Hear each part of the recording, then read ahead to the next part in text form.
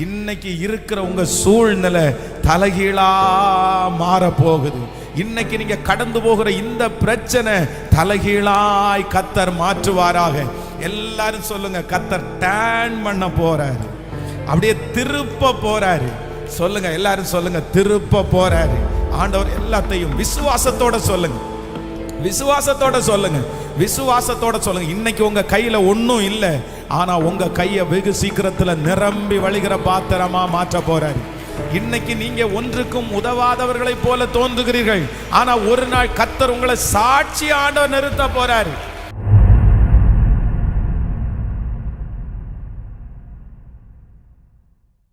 எஸ்தரின் புஸ்தகம் 6ஆம் அதிகாரத்தினுடைய 10வது வசனத்தை வாசிக்கும் போது, எஸ்தரின் புஸ்தகம் 6ஆம் அதிகாரம் 10வது வசனத்தை வாசிப்போமே ஆனால், 6வது அதிகாரம் 10வது வசனத்தை வாசிக்கலாம். அப்பொழுது ராஜா அரண்மனை ஆமானை நோக்கி, சீக்கிரமாய் நீ சொன்னபடி வஸ்திரத்தையும் குதிரையையும் கொண்டு போய் ராஜ அரண்மனையின் வாசலில் உட்கார்ந்து இருக்கிற யூதனாகிய மொர்தெகாய்க்கு அந்த பிரகாரம் செய்து நீ சொன்ன எல்லாவற்றிலையும் ஒன்றும் தவறாதபடி பார் என்றான். ஹல்லேலூயா. இங்க என்ன நடக்குது? ஆமான் உள்ள சொல்லிட்டு வரும்போது என்ன சொல்லிட்டு வர்றான்? நீ என்ன பார்த்து வணங்கலையா? நீ எனக்கு கை கொடுக்கலையா? இப்ப பாரு, உன்னை நான் அழிக்க போறேன் பாரு. ராஜாவிடத்துல ஆமான் என்ன சொல்றதுக்கு வர்றாரு? நான் ஒரு தூக்கு மரம் நட்டிருக்கேன், அந்த தூக்கு மரத்துல இவனை நட்ட போறேன், இவனை கொல்ல போறேன்னு சொல்ல வர்றாரு.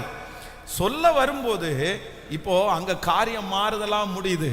எந்த மனுஷன் மொர்தெகாய கொல்லணும்னு வர்றானோ அந்த ஆமானுக்கு ராஜாவினிடத்திலிருந்து ஒரு கட்டளை கொடுக்கப்படுது.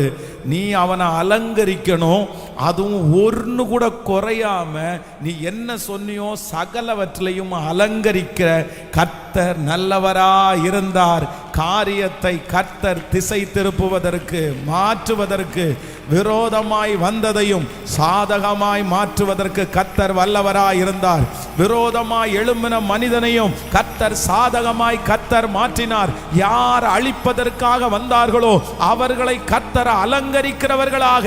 நல்ல கைகளை மேல தட்டி, இப்போ நீங்க இந்த ஜெபத்துல கலந்து கொண்டு இருக்கும் போதே கர்த்தர் வாக்கு கொடுக்கிறார், உன் காரியத்தை மாறுதலாய் முடிய பண்ணுவேன், மாறுதலாய் முடிய பண்ணுவேன், மாறுதலாய் முடிய பண்ணுவேன். தெற்கத்தி வெள்ளங்களை திருப்புவது போல கர்த்தர் அந்த பிரச்சனையை தலைகீழாய் மாற்றுவார், அந்த சூழ்நிலையை தலைகீழாய் மாற்றுவார், இந்த வியாதியை கர்த்தர் தலைகீழாய் மாற்றுவார். நீங்கள் போய் கொண்டிருக்கிற இந்த காரியத்தை கர்த்தர் தலைகீழாய் மாற்றுவார். உன் காரியங்கள் வாய்க்கும், காரியங்களை வாய்க்க பண்ணுகிற கர்த்தர் நம்மோடு இருக்கிறார். ஆமென். எத்தனை பேர் விசுவாசிக்கிறீங்க? இன்னைக்கு இருக்கிற உங்க சூழ்நிலை தலைகீழா மாற போகுது. இன்னைக்கு நீங்க கடந்து போகிற இந்த பிரச்சனை தலைகீழாய் கர்த்தர் மாற்றுவாராக. எல்லாரும் சொல்லுங்க, கர்த்தர் டர்ன் பண்ண போறாரு, அப்படியே திருப்ப போறாரு. சொல்லுங்க, எல்லாரும் சொல்லுங்க, திருப்ப போறாரு. ஆண்டவர் எல்லாத்தையும் விசுவாசத்தோட சொல்லுங்க, விசுவாசத்தோட சொல்லுங்க, விசுவாசத்தோட சொல்லுங்க. இன்னைக்கு உங்க கையில ஒன்றும் இல்லை, ஆனா உங்க கையை வெகு சீக்கிரத்துல நிரம்பி வழிகிற பாத்திரமா மாற்ற போறாரு. இன்னைக்கு நீங்க ஒன்றுக்கும் உதவாதவர்களை போல தோன்றுகிறீர்கள், ஆனா ஒரு நாள் கர்த்தர் உங்களை சாட்சி ஆண்டவர் நிறுத்த போறாரு. ஆமென். என்னாகமம் 23ஆம் அதிகாரத்துக்கு வந்தீங்கன்னா, என்னாகமம் 23ஆம் அதிகாரத்துல நீங்க பார்க்கும்போது 30வது வசனத்தை வாசிக்கலாமா? 23ஆம் அதிகாரத்தினுடைய 30வது வசனத்தை வாசிக்கலாம்.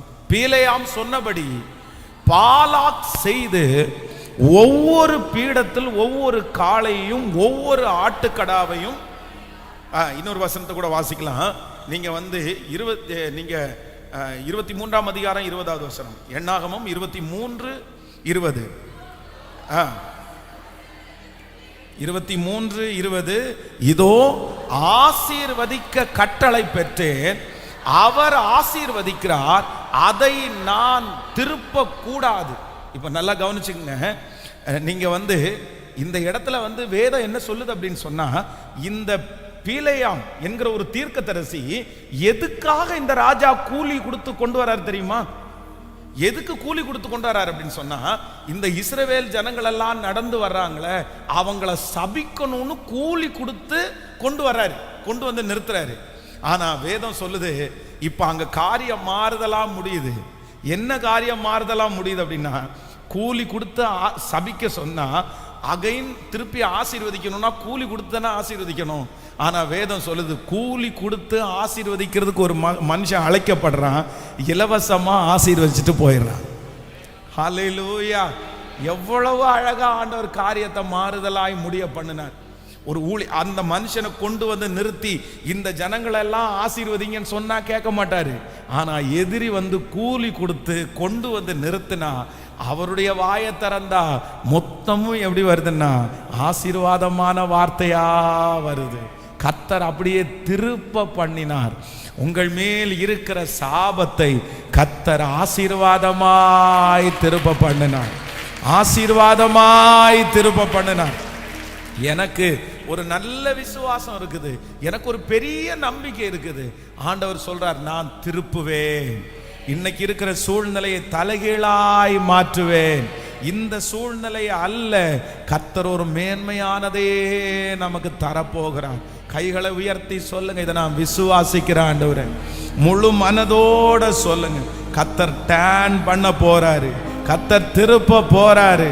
காரியம் மாறுதலாய் முடிய போகுது, காரியம் மாறுதலாய் முடிய போகுது. சொல்லுங்க சொல்லுங்க, இது கர்த்தருடைய வார்த்தை, இது தேவனுடைய வார்த்தை. ஆண்டவர் நிறைய பேரோட கர்த்தர் தெளிவாய் பேசி கொண்டிருக்கிறார். ஆண்டவர் தெளிவா பேசுறாரு. இல்ல, நான் இதை மாற்றுவேன், நான் இந்த சூழ்நிலையை மாற்றுவேன், இந்த காரியம் மாறுதலாய் முடியும்.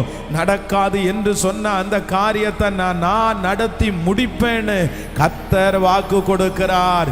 இந்த காரியம் ஆகாதுன்னு சொன்ன அந்த காரியத்தை கர்த்தர் அப்படியே இந்த காரியத்தை தலைகீழாய் மாற்ற பண்ணுவார். அந்த கேஸ் தலைகீழாய் மாறும், அந்த பிரச்சனை தலைகீழாய் மாறும். உங்களுக்கு விரோதமாய் எழும்பி நிற்கிற அந்த போராட்டம் கர்த்தர் சொல்லுகிறார், நீ பயப்பட வேண்டாம். நீங்க பயப்படுறது மாதிரி அது மாறாது, அதற்கு மாறாக தலைகீழாய் மாற்றுகிற ஒரு தேவன். நல்ல கரங்களை முழு பலத்தோட தட்டி, முழு பலத்தோடு கரங்களை தட்டி விசுவாசத்தோடு சொல்லுவோம், விசுவாசத்தோடு சொல்லுவோம். ஹல்லேலூயா! உடைய காரியங்களை மாற பண்ணுகிற ஒரு நல்ல கர்த்தர். ஆமென்.